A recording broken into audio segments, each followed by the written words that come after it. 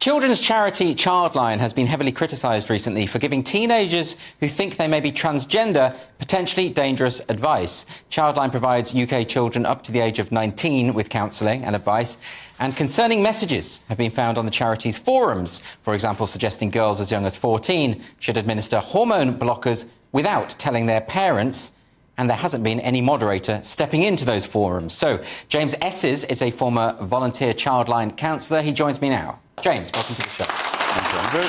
So, James, before we begin and talk about these forums, let's talk about your background. You were with Childline for a time, weren't you? I was a counsellor there for about 5 years, weekly. I must have done thousands of hours of counselling of young people. And what happened there? I began to get concerned. I mean, I saw more and more children coming through saying that they were trapped in the wrong bodies. That was concerning enough. But I found that Childline were beginning to encourage gender ideology through their counselling methods, through the information they were putting out to young people. Counsellors asking for children's pronouns when they were starting the conversation. I raised concerns with senior management in Childline, and for a time it seemed as if they were willing to have a conversation, but eventually it seemed they'd had enough and they gave me the boot. But surely they must have accepted that to ask a child's pronouns is it's like a test. Are you on board with this religious ideology? And that's a position that they shouldn't be taking as a neutral support mechanism.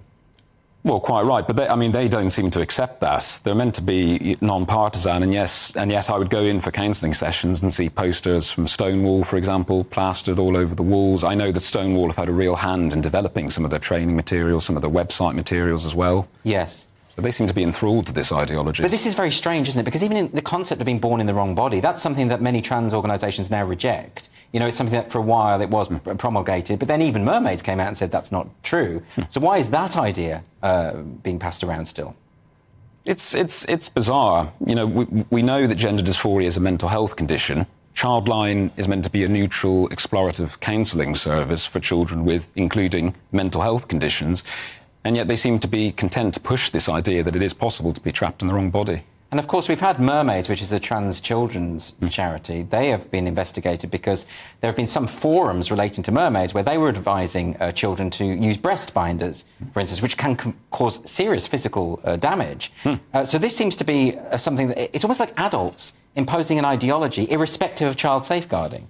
Correct. You know, at least with Mermaids, we know what they're about. They've made that clear from day dot. Yes. Childline is a much beloved organisation in this society. It's there to safeguard the most vulnerable children. OK, well, let's talk about what they've done. We're talking now about these, and you've been posting a lot on Twitter about this, online forums. Now, you've been monitoring these forums through Childline. What have you discovered? I did a bit of a deep dive. These are all publicly available. Anyone can go onto the Childline website and see these. And there's various gender identity threads in which children, I mean, I say children, but it's quite easy for an adult to go and pretend they're a child and create a profile, are saying things such as giving advice on where to source cheap breast binders, or saying to a child, if your parents don't want you on puberty blockers, go source them behind their back. Or even a thread that I came across in which a young person is saying, I believe that there's a genocide against us. And the responses are from other concerned young people, children, saying, I'd never thought of it like that, but now actually I'm really scared. There is a genocide against us. Childline say that they moderate every single post that goes in these message boards, which tells me that either they're not doing the moderation, which is bad enough, or that they're actually completely fine for this worrying material to Well, now that's interesting, because Childline is run by the NSPCC. They've sent us this statement. They say the Childline message boards are a place where young people can express themselves and seek and offer support to each other on any issue or problem. The message board posts are led by young people, and it is not unusual to find diverse or conflicting opinions, as you'll find on any public forum. But James, is it not the case that a child's internet forum ought to be moderated by adults? I mean, are they denying that there? What's going on? I mean, that's a complete abdication of any duty of care or responsibility, and it's a complete breach of their own policies. I mean, it says it in black and white on the website that every single post is moderated. But we get worse than this. There's a function on Childline called Ask Sam, which is where a young person can write in. Sam is an anonymous Childline counsellor, an adult counsellor. I've come across threads on that, for example, in which a young person said that they don't like their body. They feel like they might be born in the wrong body. The counsellor, rather than exploring it openly, starts to suggest puberty blockers, cross-sex hormones. I've come across other threads in which a young girl said that she wanted to become a boy but was worried about her fertility in later life. This Childline counsellor says, don't worry about it, you can always get a surrogate to carry the baby for you. I mean, this is shocking stuff. That's unbelievable. That's being very flippant about the fertility of a child in later life. And, you know, this is a point that I've made again and again on this show, and I'm not going to stop making it, which is that the vast majority of children who are referred to gender paediatric clinics tend to be same-sex attracted. I think Hannah Barnes's book said between 80 and 90%. A lot of them are on the autistic spectrum as well. There's all sorts of other reasons which explain why certain children feel a sense of gender dysphoria.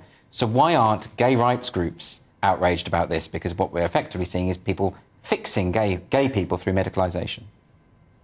Because they're not gay rights groups anymore. That's why there's the need for groups like LGB Alliance, because the old historic groups are more concerned by the other letters that have followed on in the alphabet soup over recent years. And these things are completely conflicting with one another. I mean, you're conflating on a day-to-day basis, simply by using the term LGBT, one's sexuality with gender dysphoria, again, a mental health condition. But then, you know, if it's an adult, say, you know, if an adult feels, for whatever reason, they want to undertake surgery, for whatever reason they want to change their body, in a liberal society, you know, there might be mental health issues there and other issues that you might want to explore, but ultimately in a liberal society, adults get to do what they want, right?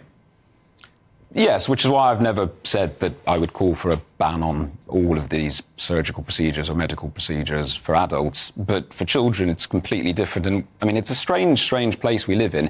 If a child can't buy a scratch card or have a pint in the pub, but can consent to irreversible bodily changes. Yes. I mean, and potentially infertility in later life as well. I mean, it's crazy. And you've been speaking out about this for a long time now, and you've had a lot of consequences, haven't you, for doing so?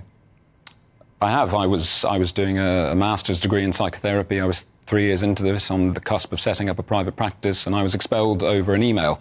I was told that I brought them into disrepute. I'm now having to take them to the Employment Tribunal for discrimination. But yeah, I mean, my whole kind of future life plan has been, well, it evaporated overnight. And what I don't understand about this is why can a conversation not happen? We're dealing with the safeguarding of children, so surely that should be the top priority. How can it possibly be that so many major institutions have just bought into this without stopping to think and thinking maybe we're doing more harm than good here? I've racked my brain with that, Andrew, and I think for some people they genuinely believe they're doing the right thing. For others, they're too scared to speak out. For some, they just want an easy life. And for some, I think they may well be pure evil. But I've come to the conclusion that I don't really care what the reasoning is anymore, because the outcome, which is harm to our children, happens every time. James Esses, thanks very much for joining me. Thank you.